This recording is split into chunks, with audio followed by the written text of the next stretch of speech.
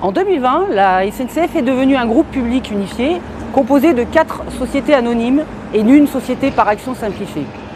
La SA Holding, SNCF, la SA Réseau, la SA Voyageurs, la SA Gare et Connexion et la SAS Fret. Chaque société anonyme est dotée d'un conseil d'administration, organisé notamment d'administrateurs représentant les salariés. À noter que la SAS Fret n'en a pas au regard de sa forme juridique.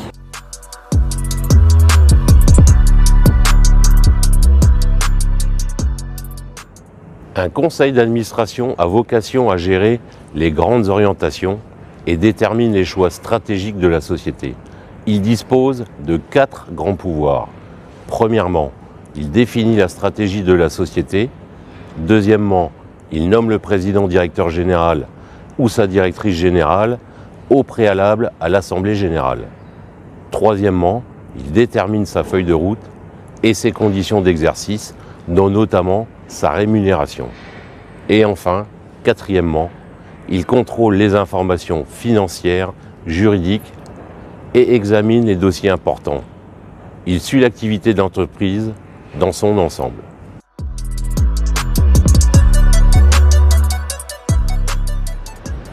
Si le conseil d'administration peut apparaître pour une majorité de salariés SNCF très éloignés de leurs préoccupations et sujets quotidiens, cette élection est cependant très importante.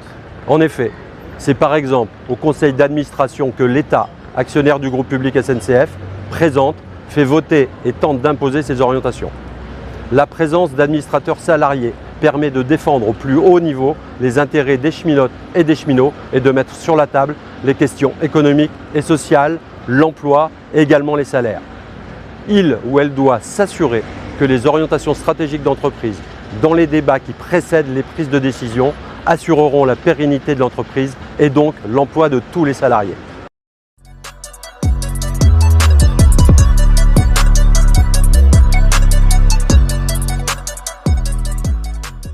Dans chaque conseil d'administration, vous aurez la possibilité d'élire vos représentants.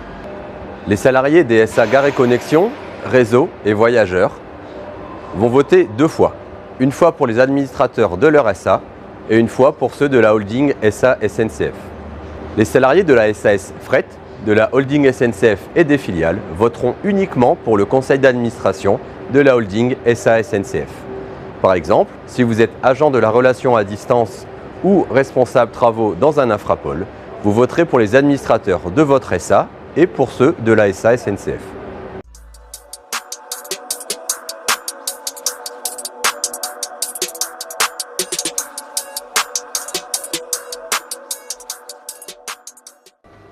Une forte participation à l'élection est indispensable pour permettre aux organisations syndicales, et en particulier à l'UNSA Ferroviaire, de défendre votre emploi, votre rémunération et votre carrière et surtout garantir un avenir.